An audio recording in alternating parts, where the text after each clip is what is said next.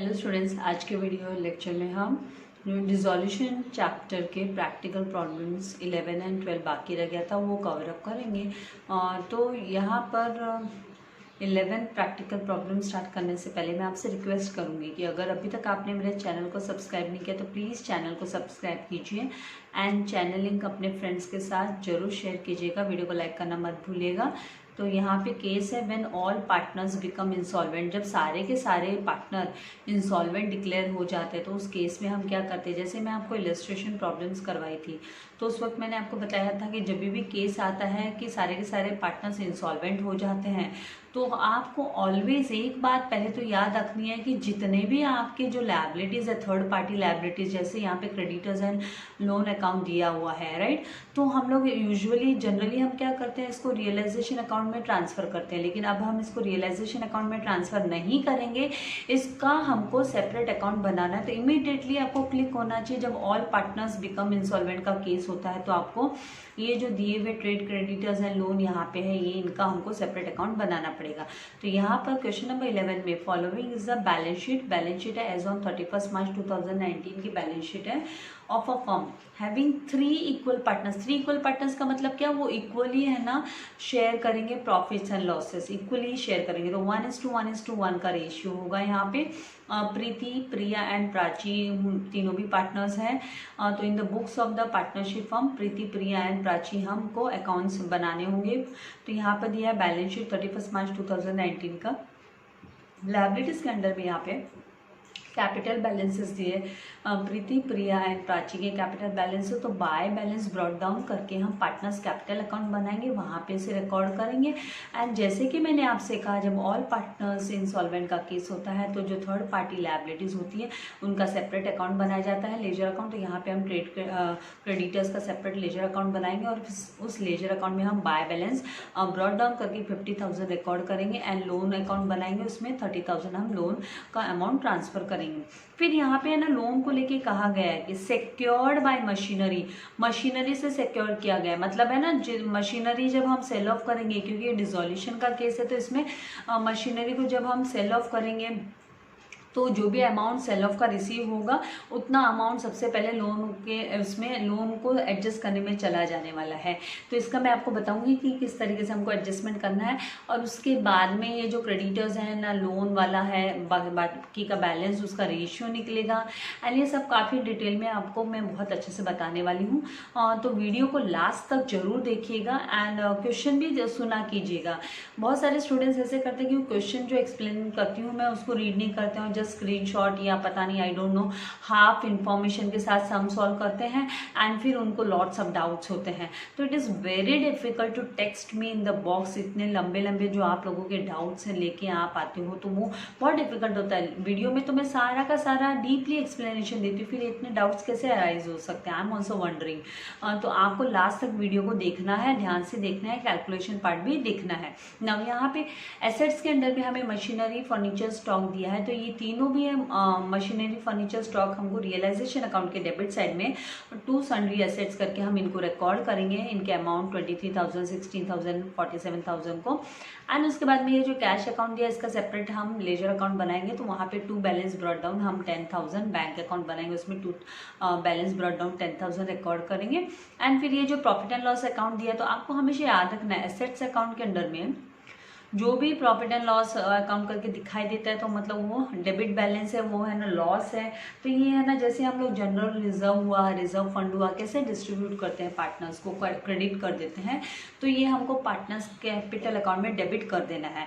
तो हम partners capital account में to profit and loss account करके हम डेबिट साइड में रिकॉर्ड करेंगे। और ये ना प्रॉफिट शेयरिंग रेशियो में इक्वली ये हमको क्या करना है, इक्वली हमको ये डिस्ट्रीब्यूट कर देना है। तो यहाँ पर हमको इसको इक्वली पार्टनर्स को डिस्ट्रीब्यूट कर देना। तो 28,000 हर एक के खाते से डिडक्ट हो जाने वाला है। फिर उसके बाद में नेक्स्ट यहाँ पे क्या दिया है, तो यहाँ पर हमको बोला है the firm was dissolve, firm dissolve हो गई due to insolvency of all partner, सारे के सारे पार्टनर्स इंसॉल्वेंट हो गए।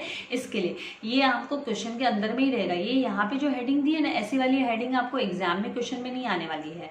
ये ऐसी वाली हेडिंग आपको एग्जाम में क्वेश्चन में नहीं आने वाली। आपको क्वेश्चन में से फाइंड आउट करना है कि सारे पार्टनर्स इंसॉल्वेंट हुए कि नहीं हुए। यहाँ पे दिया है, मेंशन किया है द फर्म वाज डिसॉल्व, क्यों डिसॉल्व हुई, due to insolvency of all partner, सारे के सारे पार्टनर्स इंसॉल्वेंट हो गए, इसके लिए डिसॉल्व हुई। Now machinery was sold for 18,000 while furniture fetched 14,000, मतलब फर्नीचर को बेचने पे 14,000 रिसीव हुए एंड स्टॉक रियलाइज्ड एट 35,000। तो ये सारा का सारा आपको है ना bank account debit to realisation हमारी जर्नल एंट्री होती है। तो बैंक अकाउंट में तो हम टू रियलाइजेशन करके ये जो टोटल अमाउंट आएगा 18,000 14,000 एंड ये जो अमाउंट दिया हुआ है यहाँ पर रियलाइजेशन का जो 35,000, उन सब का टोटल हम रिकॉर्ड करने वाले हैं।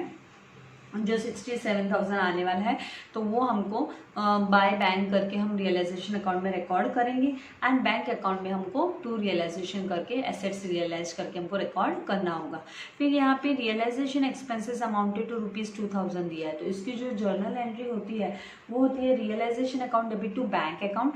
तो रियलाइजेशन अकाउंट के डेबिट साइड में हम टू बैंक करके 2,000 रिकॉर्ड करेंगे एंड बैंक अकाउंट में हम बाय रियलाइजेशन करके 2,000 रिकॉर्ड करेंगे। क्योंकि जैसे मैंने आपसे पहले भी कहा है, बैंक अकाउंट क्या होता है, बैंक अकाउंट है ना वो रियल अकाउंट होता है। तो उसमें बैंक अकाउंट में क्या होता है, डेबिट साइड में जितने भी रिसिप्ट्स होते हैं वो रिकॉर्ड करते हैं हम, क्रेडिट साइड में जितने भी पेमेंट्स होते हैं, एक्सपेंसेस होते हैं वो रिकॉर्ड करते हैं। तो ये 2,000 हमारा वैसे भी बाय रियलाइजेशन करके क्रेडिट साइड में जाने वाला है बैंक अकाउंट के।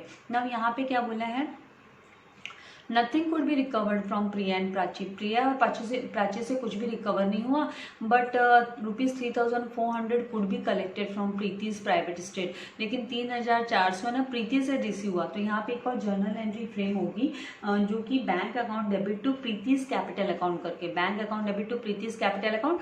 तो पार्टनर्स कैपिटल में प्रीति के कॉलम में हम बाय बैंक करके 3,400 रिकॉर्ड कर देंगे एंड बैंक अकाउंट के डेबिट साइड में हम टू प्रीतिज कैपिटल अकाउंट करके 3,400 रिकॉर्ड करेंगे। और उसके बाद में close the books of accounts. तो सारे के सारे आपको यहाँ बोला नहीं, आपको अपने से बनाना है। पार्टनर्स कैपिटल अकाउंट बनाना होगा, आपको रियलाइजेशन अकाउंट बनाना होगा, आपको ट्रेड क्रेडिटर्स अकाउंट बनाना होगा, फिर लोन अकाउंट बनाना होगा, बैंक अकाउंट बनाना होगा। तो फिर आपको क्या, और लास्ट में एक और डेफिशिएंसी अकाउंट। जब सारे के सारे पार्टनर्स इंस्टॉलमेंट होते हैं तो डेफिशिएंसी अकाउंट बनाना मस्ट है। और लास्ट में आपका जो टैली होता है वो डेफिशिएंसी अकाउंट ही टैली होता है, ठीक है। तो यहाँ पे हमको क्या करना है, हमको सबसे पहले हम रियलाइजेशन अकाउंट का प्रॉफिट एंड लॉस निकालेंगे, वो डिस्ट्रीब्यूट करेंगे पार्टनर्स को डिस्ट्रीब्यूट करने के बाद में पार्टनर्स कैपिटल अकाउंट को क्लोज करेंगे और उसका जो भी डिफरेंस आएगा बैलेंस वो हमको डेफिशिएंसी में डालना होगा। हम यूजुअली बैंक करके या कैश करके लिखा करते थे, अब वो लोग से कुछ रिसीव नहीं होने वाला है इसलिए वो डेफिशिएंसी में जाएगा। और उसके बाद में ट्रेड क्रेडिटर्स एंड लोन का जितना पेमेंट कर सकते हो उतना पेमेंट कर देंगे और बाकी का जो अनपेड अमाउंट होगा उसको डेफिशिएंसी में ट्रांसफर करेंगे और फिर डेफिशिएंसी अकाउंट एंड में आपका टैली होगा। तो इस तरीके से हमको सम करना होगा। मैंने फॉर्मेट रेडी रखा है आप लोगों के लिए, तो आइए हम सबको सॉल्व करते हैं। तो सबसे पहले जो पार्टनर्स कैपिटल दिया है वो हम लिख लेते हैं बाय बैलेंस ब्रॉट डाउन करके। तो यहाँ पर हम बाय बैलेंस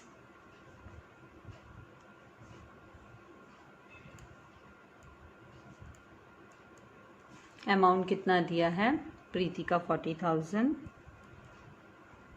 एंड 35,000 दिया है यहाँ पर प्रिया का कैपिटल बैलेंस एंड प्राची का 25,000 रिकॉर्ड कर लेंगे। उसके बाद में ट्रेड क्रेडिटर्स दिया, तो मैंने यहाँ पे ट्रेड क्रेडिटर्स, जैसे हमने डिस्कस किया है कि जब ऑल पार्टनर्स इंसॉल्वेंट का केस होता है तो थर्ड पार्टी के लेजर अकाउंट्स हम सेपरेटली बनाते हैं। तो यहाँ पे trade creditors account and loan account separately मैंने बनाया है। और ये जो लोन है वो सिक्योर्ड बाय, ये सिक्योर्ड बाय मशीनरी वाला लोन है, मतलब मशीनरी के अगेंस्ट सिक्योर्ड हुआ है। तो यहाँ पे अभी ट्रेड क्रेडिटर्स दिया तो हम इसका by balance brought down creditors account में, ट्रेड क्रेडिटर्स में बाय। यूजुअली हम क्या करते थे, रियलाइजेशन अकाउंट के क्रेडिट साइड में ट्रांसफ़र करते थे, राइट। लेकिन ये ऑल पार्टनर्स इंसॉल्वेंसी का केस है तो हम सेपरेटली इनको बनाना होता है हमको अकाउंट को। तो यहाँ पर 50,000 इसका अमाउंट, देन नेक्स्ट जो दिया है वो है लोन का, तो हम बाय लोन के इसमें by balance brought down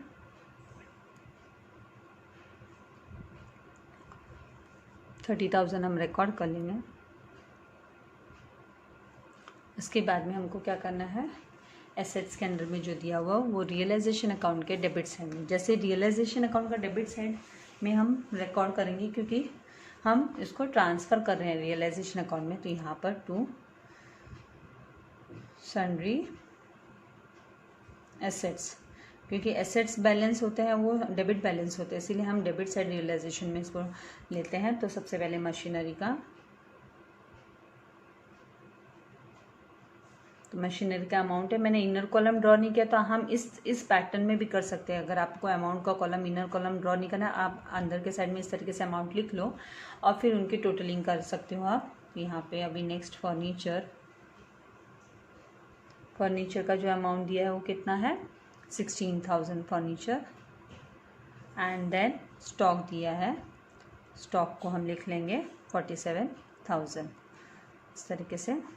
and फिर उसके बाद में इन सब का जब टोटल करेंगे तो 0,0,0 3 + 7 9 9 + 7 कितना होगा 16 16 का 6 कैरी हुआ 1 1 + 2 3 3 + 1 4 4 + 4 8, तो 86,000 हुआ। उसके बाद में हमें क्या करना है, जो नेक्स्ट हमको दिया हुआ है कैश एट बैंक, तो हम बैंक अकाउंट बनाए हैं वहाँ पर हम टू बैलेंस ब्रॉट डाउन करके रिकॉर्ड कर देंगे अमाउंट को। मतलब बैंक अकाउंट में हमारा कैश बैलेंस कितना है, कितना हमारा पड़ा है खाते में पैसा, तो वो 10,000 रुपीज़ है। उसके बाद में यहाँ पे प्रॉफिट एंड लॉस अकाउंट दिया है, डेबिट साइड का है, डेबिट में दिया मतलब एसेट्स के अंदर दिया, तो पार्टनर्स कैपिटल अकाउंट में हम डेबिट साइड में to profit and loss account लिखेंगे। ये डेबिट बैलेंस है और इन्हें डिस्ट्रीब्यूट करना होगा हमको। ये लॉस है, प्रीवियस लॉस है जो हम डिस्ट्रीब्यूट करेंगे। तो यहाँ पर हम इसका क्या करना है, हमको इसको डिस्ट्रीब्यूशन का हमको इसका ट्रांजैक्शन दिखाना होगा। तो हम इसको, मैं आपको कैलकुलेशन बता देती हूँ वर्किंग नोट में। हाँ, आप किस तरीके से वर्किंग नोट में से कैलकुलेट करोगे, तो वर्किंग नोट पेजेस टर्न नहीं करना पड़े मुझे, इसीलिए। फिर फर्स्ट आपका कितना प्रॉफिट एंड लॉस अकाउंट 84,000 दिया है, तो तीनों भी पार्टनर में इक्वली डिस्ट्रीब्यूट होगा। तो आप डिवाइड बाई 3 करो, ओके, इक्वली डिस्ट्रीब्यूट करना है हमको, इक्वली डिस्ट्रीब्यूशन, इक्वल डिस्ट्रीब्यूशन। आप इस शॉर्ट में आप लिख सकते हो, इसमें कोई आपको हार्ड एंड फास्ट का बहुत लेंदी एक्सप्लेनेशन देने की जरूरत नहीं है। डिवाइड बाय 3 करेंगे तो 3 1 = 3, 3 2 = 6 होता है, 2 लेफ्ट हुआ, 3 8 = 24 एंड 0 0, तो 28,000 है वो क्या हुआ 28,000 हर एक पार्टनर के डेबिट साइड में 28,000 हमको रिकॉर्ड करना होगा, ये जो लॉस है वो। तो अभी हम यहाँ पे लिखेंगे 28,000 एंड प्राची के इसमें भी 28,000 इस तरीके से लिख लेंगे। उसके बाद में हमको आना है जो टर्म्स दिए हुए हैं, सारे के सारे पार्टनर क्या हो गए इंसॉल्वेंट हो गए, राइट। तो फिर जो मशीनरी सोल्ड वगैरह की ट्रांजेक्शन है वो हमको दिखानी है। तो जैसे जर्नल एंट्री मैंने कहा था बैंक अकाउंट टू रियलाइजेशन, तो हम बाय बैंक करके यहाँ पे रिकॉर्ड करेंगे रियलाइजेशन अकाउंट में बाय बैंक अकाउंट। और इस यहाँ पे अंडर में जो जो मशीनरी कितने में सेल ऑफ हुई, तो वो सारा अमाउंट हमको एक साथ पहले लिख लेना है और टोटल करके हमको आउटर कॉलम में दिखा देना। तो यहाँ पे 18,000 मशीनरी का। एंड फर्नीचर कितने में गया, तो फर्नीचर जो रियलाइज्ड वैल्यू है, फैच कितना, मतलब फैच होना मतलब कितना रिसीव हुआ 14,000। फिर उसके बाद में जो दिया है स्टॉक, तो स्टॉक हमको 35,000 स्टॉक का अमाउंट इस तरीके से हमें ले लेना है। एंड इन सब का सम अप हम करेंगे, टोटल करेंगे तो 8 + 4 कितना होता है 12, 12 + 5 कितना होगा 17 का 7 कैरी ओवर 1, 1 + 1 2, 2 + 1 3, 3 + 3 6, तो 66,000 का टोटल बैलेंस आया। तो ये bank account 67,000 to realisation account हुआ। तो बैंक अकाउंट में हम डेबिट साइड में टू रियलाइजेशन करके 67,000 हम रिकॉर्ड करेंगे। 67,000 एसेट्स रियलाइज्ड होने पे ये अमाउंट हमें रिसीव हुआ है। उसके बाद में रियलाइजेशन एक्सपेंसेस बोला है, तो उसकी जो जर्नल एंट्री वो realisation account debit to bank account होती है, तो यहाँ पे टू बैंक अकाउंट 2000, यहाँ पे ब्रैकेट में आप अपने नॉलेज के लिए लिख लोगे रियलाइजेशन एक्सपेंसेस, और फिर आपको बैंक अकाउंट में बाय रियलाइजेशन करके रिकॉर्ड करना होगा। तो यहाँ पर क्योंकि जैसे मैंने आपसे पहले भी कहा है, जो बैंक अकाउंट होता है ना, उसका जो क्रेडिट साइड मतलब CRE जो आपका right hand side credit side होता है वो पेमेंट साइड होता है, उसको हम पेमेंट साइड बोलते हैं, that is called as payment side. And जो डेबिट साइड होता है वो रिसिप्ट साइड होता है, रिसिप्ट जितना भी अमाउंट रिसीव होता है, बिजनेस में आता है पैसा, तो वो हम रिसिप्ट साइड में लिखते हैं। तो यहाँ पर हम बाय रियलाइजेशन अकाउंट करके लिखेंगे, क्योंकि हमने एक्सपेंसेस को रियलाइजेशन अकाउंट में रिकॉर्ड किया है 2000। इसके बाद क्या बोला, nothing could be recovered from Priya, Priya से कुछ रिकवर नहीं हुआ लेकिन प्राची से हुआ है, राइट, प्रिया एंड प्राची से कुछ नहीं हुआ, सॉरी, एंड प्रीति से हुआ है। तो उसकी जर्नल एंट्री होती है बैंक अकाउंट डेबिट टू यहाँ पर प्रीति से अकाउंट, तो हम लिखेंगे बाय बैंक अकाउंट, क्रॉस में जाती है ना एंट्री, तो बाय बैंक अकाउंट, और हमको इसका जो अमाउंट दिया है वो 3400 हमें रिकॉर्ड कर लेना है। एंड बैंक अकाउंट में हम टू प्रीतिस अकाउंट, ये प्रीति के कॉलम में मैंने रिकॉर्ड किया है, एंड बैंक अकाउंट में टू प्रीतिस, यहाँ पर हम टू प्रीतिस कैपिटल अकाउंट करके रिकॉर्ड करेंगे, क्योंकि ये अमाउंट प्रीति से रिसीव हुआ है 3400। इसके बाद में कुछ नहीं है, कुछ रिसीव नहीं हुआ, तो अभी अब हमको क्या करना है, सबसे पहले रियलाइजेशन अकाउंट को, फर्स्ट स्टेप हमारा रियलाइजेशन अकाउंट को क्लोज करेंगे। तो यहाँ पे आप देखोगे कि डेबिट बैलेंस हो रहा है, क्योंकि यहाँ पे 88,000 डेबिट साइड में आ रहा है और क्रेडिट साइड में तो 67 दिखाई दे रहा है, तो मतलब डेबिट बैलेंस हो रहा है। तो इसका टोटल 88,000, सेम हम क्रेडिट साइड में भी रिकॉर्ड करेंगे 88,000, फिर यहाँ पर 0 0 0, 8 - 7 करने पे 1 एंड 8 - 6 करने पे 2, तो 21,000 ही बैलेंसिंग फिगर है। और जैसे मैंने आपसे हमेशा कहा है कि debit balance, realisation account is nothing but profit and loss account, तो ये जो डेबिट बैलेंस होता है ना, इसका मतलब है ना लॉस होना होता है, तो हमें रियलाइजेशन लॉस हुआ है तो वो पार्टनर्स में डिस्ट्रीब्यूट करेंगे, तो बाय पार्टनर्स कैपिटल अकाउंट,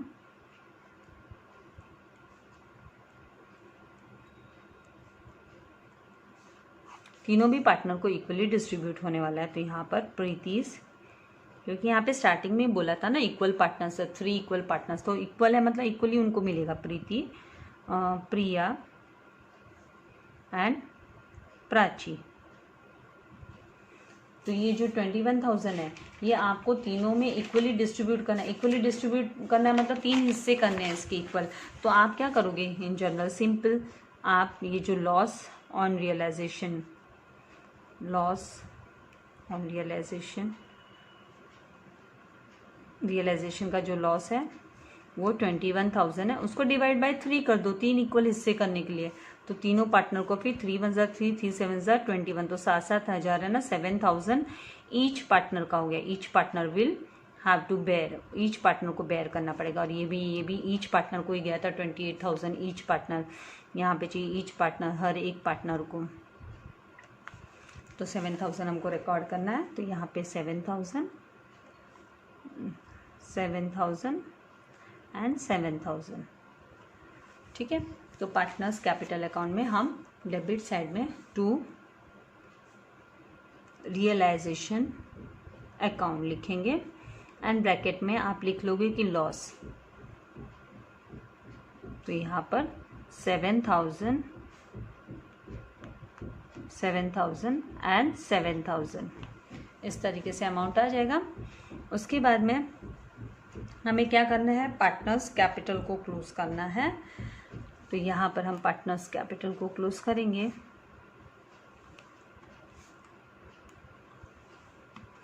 यहाँ पर आप देखोगे कि प्रीति के अकाउंट में यहाँ पे 43,400 क्रेडिट साइड में दिखाई दे रहा है, और डेबिट साइड जब आप टोटल करते हो, सम अप करते हो, तो ये 35,000 होता है। कितना होता है, 35,000, क्योंकि 8 + 7 15, 15 का 5 कैरी ओवर 1 के, तो 35,000।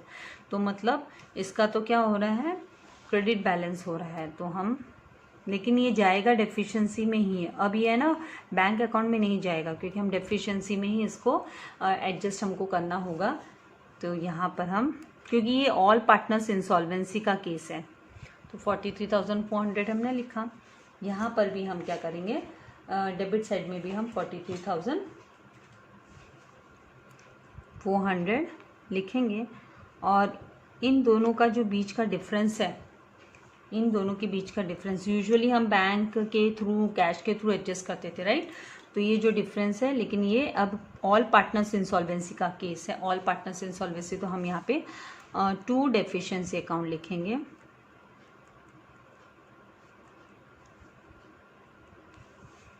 बैलेंसिंग फिगर है, तो यहाँ पर 004 एंड 13 - 7 करेंगे तो कितना आएगा, 6 आएगा। सॉरी 13 माइनस, यहाँ पे कितना 5 है, सॉरी 13 - 5 करेंगे तो यहाँ पे कितना आने वाला है, 8 आने वाला है। तो 8,400 है यहाँ पे जो बैलेंस हमारा आएगा, बैलेंसिंग फिगर वो 8,400 का।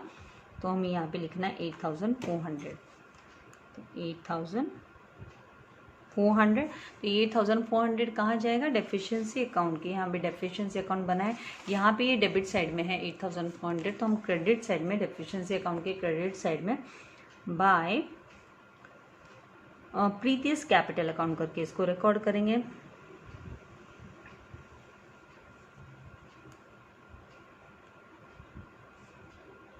$8,400।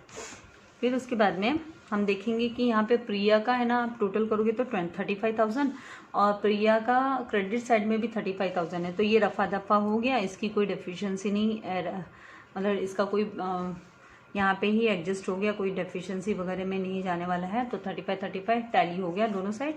अभी आप यहाँ पे देखोगे कि प्राची का यहाँ पे आप सम अप करते हो तो 35 बनता है, यहाँ पे 35,000 होता है, 28,000 + 7,000 35,000। और क्रेडिट साइड में कितना हो रहा है, 25,000, मतलब डेबिट बैलेंस हो रहा है। तो यहाँ पे हम डेबिट का जो ज़्यादा वाला अमाउंट है वो हम टोटल कॉलम में लिख रहे हैं, तो 35,000। तो आपको सेम 35,000 है ना क्रेडिट साइड के टोटल कॉलम में लिखना है। और इन दोनों के बीच का जो डिफरेंस है वो कितना है, 10,000 का डिफरेंस है। कितना है, 10,000 का डिफरेंस है। तो उसे हम क्या करना है, उसे हमको डेफिशिएंसी करके बाय डेफिशिएंसी अकाउंट, और ये क्या है, बैलेंसिंग फिगर है। अब हम क्या करेंगे, इसको डेफिशिएंसी अकाउंट में टू प्राचीस अकाउंट करके लिखना होगा हमको। क्या लिखना होगा, 2 प्राचीस अकाउंट। तो हम यहाँ पे 2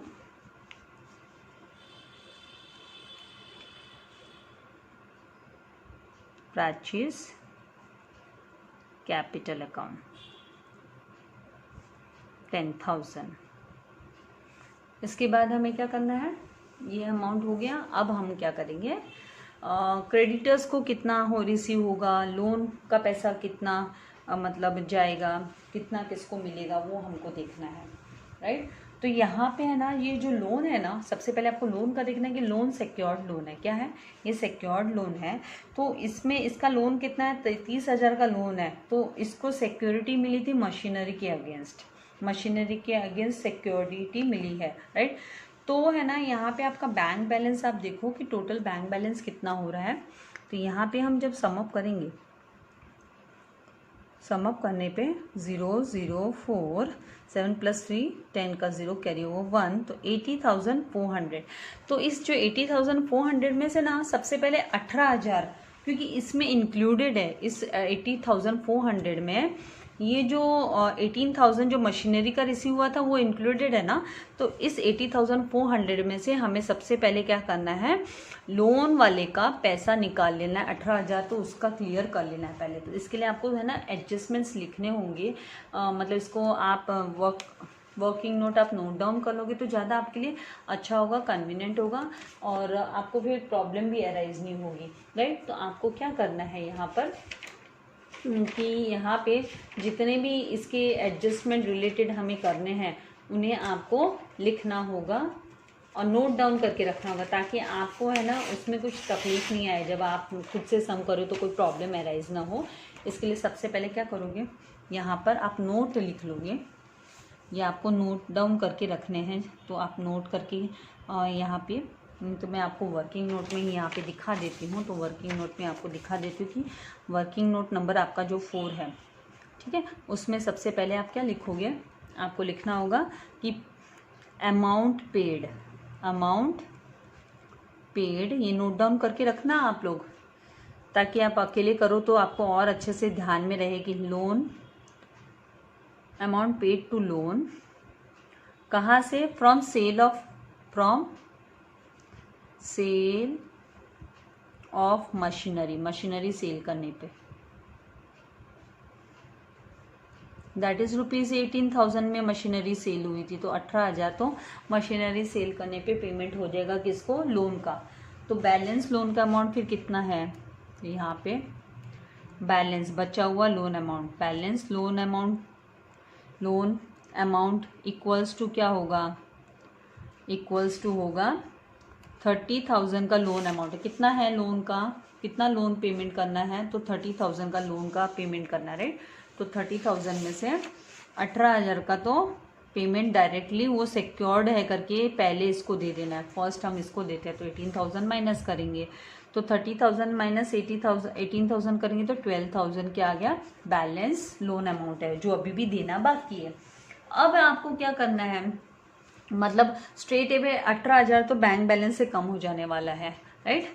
फिर है ना बचा हुआ जो बैंक का, तो बैंक का जो बचा हुआ अमाउंट है, रिमेनिंग बैंक बैलेंस है, तो वो है ना उनको जो किस किस को मिलना चाहिए, यहाँ पे क्रेडिटर्स को भी मिलना चाहिए। क्रेडिटर्स 50,000 का हकदार है, और लोन वाला है ना 18,000 माइनस करने पे ना 12,000, जो 12,000 का बैलेंस लोन है वो भी लोन वाले को देना है। तो उसके लिए वो फिर रेशियो निकालना पड़ेगा हमको, क्रेडिटर्स एंड लोन का रेशियो किसका, बैलेंस अमाउंट का रेशियो निकलेगा। ये कंपल्सरीली आपको रेशियो निकाल के करना पड़ेगा। तो फिफ्थ जो आपका होगा, आप कैलकुलेट करोगे ratio of trade creditors and loan. तो इनका जो रेशियो है वो इनका जो अमाउंट है, तो 50,000 का लोन अमाउंट है, क्रेडिटर्स का अमाउंट है, क्रेडिटर्स का कितना है 50,000, क्रेडिटर्स इज टू लोन, हम रेशियो निकाल रहे हैं, तो इज टू 12,000 12,000। तो ये 3 0 एज इट इज आप उड़ा सकते हो, सेम टू सेम है करके, राइट। तो यहाँ पे इक्वल्स टू 50:12 आया। अब इसको और रिड्यूस्ड फॉर्म करोगे, छोटा फॉर्म, मतलब इन दोनों को आप डिवाइड बाय 2 करोगे, तो यहाँ पे 25:2 क्या आ गया, 6 आ गया। अब आप दैट इज, इसका मतलब 25 + 6 करेंगे तो कितना होता है 31, मतलब 31 टोटल पार्ट्स होंगे। 31 टोटल पार्ट्स में से 25 पार्ट किसका होगा, क्रेडिटर्स का होगा, एंड 6 पार्ट्स है ना वो किसका होगा, वो लोन का होगा। अब आपको क्या करना है, बैंक बैलेंस निकालना है, रिमेनिंग बैंक बैलेंस। आपका जो बैंक का बैलेंस है 80,400, 80,400 में से 12,000 हम माइनस कर लेते हैं, तो bank balance, remaining bank balance आ जाएगा। तो बैंक बैलेंस हमारा कितना है, बैंक बैलेंस कहाँ से आ रहा है, ये हम टोटल किए कि कितना हमारे खाते में पैसा है 80,400, उसमें से फिर है ना 2,000 तो ये रियलाइजेशन वाला भी माइनस होने वाला है, तो बैंक बैलेंस हमको निकालना है। तो bank balance is equals to कितना है 80,400 है। फिर रिमेनिंग बैंक बैलेंस, तो खर्चे जो एक्सपेंसेस होने के बाद में, तो 2,000 का ये एक्सपेंसेस रिकॉर्ड करना है, और प्लस है ना 18,000 मशीनरी का भी हमको माइनस कर लेना है, क्योंकि हम उसको किसको, लोन वाले को दे रहे हैं, वो मशीनरी के अगेंस्ट वाला है ना, जो मशीनरी का पैसा रिसीव हुआ वो लोन वाले को दे रहे। तो रिमेनिंग बैंक बैलेंस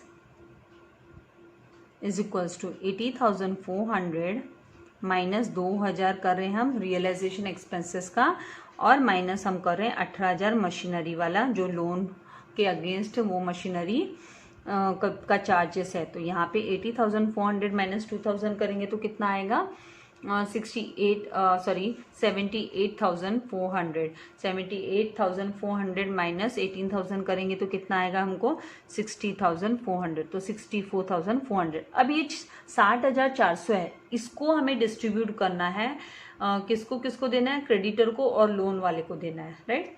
तो क्रेडिटर एंड लोन वाले को देना है, तो हमें क्या करना है, उसके लिए हमको रेशियो यूज़ करना होगा। तो अमाउंट पेड टू क्रेडिटर्स,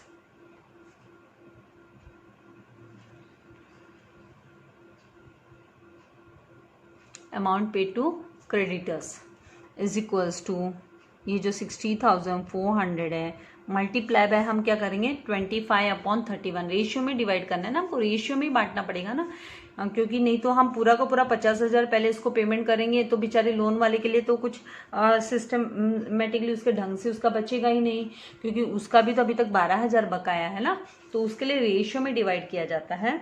तो यहाँ पे 60,400 मल्टीप्लाई बाय 25/31 करना है, 25/31 करना है। अब आपको क्या करना है, अभी यहाँ पे ये ना फुल्ली डिविजिबल वाला चांस दिख रहा नहीं है, क्योंकि ये देखिए 31 ऑड नंबर वाला है। तो आप पहले क्या करो 60,400 मल्टीप्लाई बाय 25 कर लो, तो ये 2 0 एज इट इज लिख लिया आपने। 25 4 सा कितना होता है 100 होता है, तो 0 लिखा, कैरी ओवर आप 10 करते हो, फिर 25 0 सा 0 एंड 10 का एक 0 आपने क्या किया लिख लिया, और फिर आपने क्या किया 1 कैरी ओवर किया। अभी 25 6 सा कितना होता है 150 होता है, और 150 प्लस 1 करोगे तो 151, तो यहाँ पे 151, तो यहाँ पे 15,10,000 आया। इसको डिवाइड बाय 31 करना है। तो अब आप इस तरीके से, आपको 31 डिवाइड करने नहीं हो रहा है, डिवाइड 31 आप क्या करो, आपने जो जनरल, इसमें कोई शर्माने वाली बात नहीं है, आपने जो जनरल डिवीजन आपके प्रैक्टिस किए सीखे, जब इस तरीके के नंबर होते हैं तो बेटर है कि आप इस तरीके से जाओ। तो क्या करोगे 31 का टेबल रीड करोगे, तो 31 का टेबल रीड करेंगे तो फिर 31 4 से आपको 124 मिलेगा, क्योंकि 31 2 जो 62 होता है, राइट। 31 2 से कितना होता है 62 होता है, एंड 31 3 से हम करते हैं तो 93 होता है, तो यहाँ पे 93 भी नहीं, और 31 4 से हम करेंगे तो 124 होता है, तो यहाँ पे 31 4 से 124 करेंगे, ऊपर लिखेंगे 4 एंड माइनस करने पे आपको यहाँ से बोरो किया, ये हो गया कितना 4, ये 11 माइनस 4 करने पे 7 एंड 4 माइनस 2 करने पे 2, तो 270, राइट 270। अभी आप 31 का टेबल रीड करोगे तो 31 8 जा आपको 248 मिलेगा, 31 8 जा 248 मिलेगा, तो 248 8 जा, तो यहाँ पे माइनस करने पे आपको ये हो गया 6, यहाँ पे 10 माइनस 8 किया तो 2 एंड 6 माइनस 4 किया तो 2, तो 22 हो गया। ये आपने ज़ीरो नीचे ये वाला ज़ीरो नीचे लिया, पहले ये लिया था, तो अभी 0 2 2 0। अभी आप 31 का टेबल रीड करोगे और 31 7 जा आपको 217 मिलेगा, तो यहाँ पे आप 217 माइनस करोगे 7 जा, फिर यहाँ पे 1 हो गया, यहाँ 10 माइनस 7 किया तो 3 आया, राइट 3 आया। अभी आप क्या करोगे, ये जो 0 है इसको नीचे ले लोगे, राइट 0 आपको नीचे ले लेना है, एंड फिर आपको क्या करना है वापस ये वाला 0 भी आपने नीचे लिया, क्योंकि आपको यूज़ करना पड़ेगा, दोनों 0 ले लिए। तो अभी आप 31 का टेबल रीड करेंगे हम यहाँ पे, तो हमें 31 9 जा हमें 279 मिलेगा, तो हम 279 9 जा, फिर आप माइनस करोगे यहाँ पर, तो आपको क्या मिलने वाला है, यहाँ पे हो गया 9, यहाँ हो गया 10 माइनस 9 किया तो 1, 9 माइनस 2 किया तो 9 माइनस 7 किया तो 2, 210 हो गया। अभी 21 हुआ आपका, नॉट 0 21 होता है, 21 31 के टेबल में नहीं आता, इसलिए डेसिमल, और उसके बाद में आपको 0 लगाना है, तो 31 यहाँ पे आपका 31 6 जा 186 होगा, 31 6 जा 186 होगा। इस तरीके से आपको करना है, और मैंने इसको पर्पसली आपको दिखाया है। आप यहाँ से माइनस करोगे, ये हुआ 10 और यहाँ हुआ 10 माइनस 6 किया तो कितना होगा 4 होगा, मतलब इस तरीके से आपको देखना है कि 4 बचा, और यहाँ पे आपको 2 क्या है यहाँ पे 10 माइनस 8 किया तो 2, तो 24, फिर आप 0 लगाओगे, फिर आपका टेबल जो है आप रीड करोगे तो 31 7 आपको आएगा 217। तो इस तरीके से आपको करना है और आप यहीं पे रुक जाओगे, इसके ज़्यादा आगे मत जाओ, क्योंकि ये तो वैसे भी आपको है ना कोई रिकरिंग फॉर्म या वो सब नहीं ढूंढना है। आप देख रहे हो कि डेसिमल के बाद आपको 6 और 7 है, तो आप क्या करो, इसको 10 में कन्वर्ट कर दो, ये जो 9 है इसको 10 में कन्वर्ट कर दो। तो आपका जो है ये 48,710 रुपीज़ है, वो लोन के ये क्रेडिटर्स को पैसा चला जाएगा।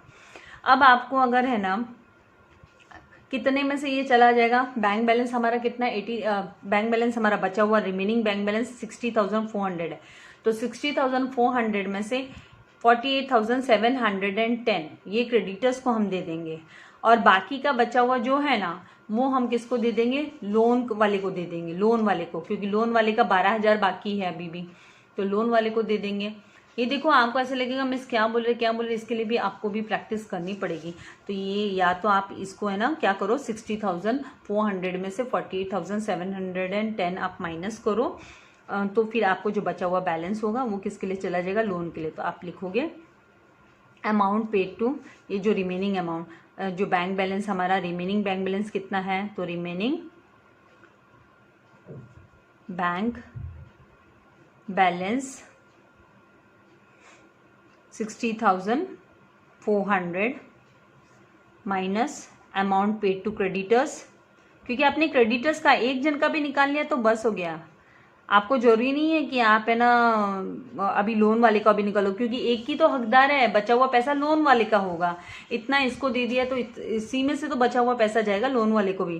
Creditors is equals to minus 48,710। तो आप माइनस करोगे तो यहाँ पे बोरो करना पड़ेगा, तो ये हो गया 3, ये हो गया 9 और ये 10 हो जाएगा, नॉट 9 10। 0 माइनस 0 किया तो 0, 10 माइनस 1 किया तो 9, 3 माइनस 7 पॉसिबल नहीं है, तो it will become 9, here it will become 5, here 13। 13 minus 7 करेंगे तो कितना आने वाला है हमको, 6 आने वाला है। कितना आएगा, 6 आएगा। तो यहाँ पर हम लिखेंगे, यहाँ पे हमको लिख देंगे हम 6, एंड फिर यहाँ पे 9 माइनस 13 माइनस 7 किया तो कितना आया, 6 आया, राइट। फिर यहाँ पे 9 माइनस 8 करेंगे तो कितना आने वाला है, 1, एंड 5 माइनस 4 करेंगे तो कितना आने वाला है, 1 आने वाला है। तो 11,690 आ गया।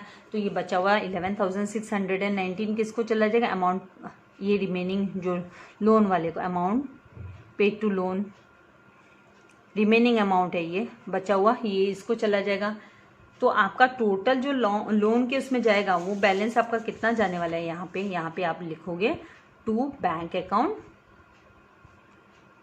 तो टोटल जो आपका बैंक है ना, पहले तो ये जो 18,000 आपको ये मशीनरी वाला जो अमाउंट 18,000 है ना वो मिलेगा, वो भी लोन के उसमें लिखना है आपको। तो 18,000 18,000 प्लस आपको ये जो 11,690 मिलेगा वो भी लिखना है। तो 11,619 इनको सम अप करेंगे तो कितना होगा, 0 9 और 6 और फिर 8 + 1 कितना होता है, 9, एंड 1 + 1 2। तो 29,690 है वो लोन पेमेंट के लिए चला गया। तो आप बैंक अकाउंट में इधर लिखोगे बाय लोन अकाउंट। तो टोटल मतलब जो है ना, ये इतना हमको क्यों इस तरीके से निकालना पड़ा, क्योंकि पहले हमको 18,000 मशीनरी से जो सिक्योर्ड हुआ था ना, ये मशीनरी के अगेंस्ट सिक्योर्ड हुआ था लोन। तो 18,000 तो उसको डायरेक्टली रिसीव हो जाएगा मशीनरी का, उसके बाद रेशियो निकाल के कैलकुलेट करना है। और अब इस अकाउंट को हम क्लोज करेंगे, और जो भी डेफिशिएंसी अराइज होगी वो हमें क्या करना है, डेफिशिएंसी अकाउंट में दिखा देना है। तो ये 30,000 यहाँ पे, और यहाँ पर 30,000, यहाँ पे जो बैलेंसिंग फिगर आएगा 0 - 0, 0 - 9 पॉसिबल नहीं, बोरो करते करते यहाँ से आएंगे, यहाँ पे होगा 2, यहाँ 9, यहाँ होगा 9 और यहाँ होगा 10, 10 - 9 किया तो 1, 9 - 6 किया तो 3, 9 - तो 0 होता है, 2 - 2 तो 310। तो यहाँ पे लिखेंगे टू डेफिशिएंसी अकाउंट, क्या लिखेंगे, टू डेफिशिएंसी अकाउंट। तो लोन अकाउंट करके आप डेफिशिएंसी में बाय लोन अकाउंट करके आप रिकॉर्ड कर लोगे 310 को। तो 310 को इधर रिकॉर्ड कर लिया। उसके बाद में आपको क्या करना है, क्रेडिटर्स को बैलेंस दे देना है। तो क्रेडिटर्स को कितना मिल रहा है बैलेंस, 48,710 जैसे हमने कैलकुलेट किया। तो हम यहाँ पे लिख देंगे टू बैंक अकाउंट 48,000 710 और बैंक अकाउंट में इमीडिएटली हम बाय क्रेडिटर्स अकाउंट 48,710 और ये सबको जब आप सम अप करते हो तो यही आपका 80,400 करके यहाँ पे बैंक अकाउंट क्लोज हो जाता है। 80,400 करके आपका बैंक अकाउंट क्लोज हो जाता है।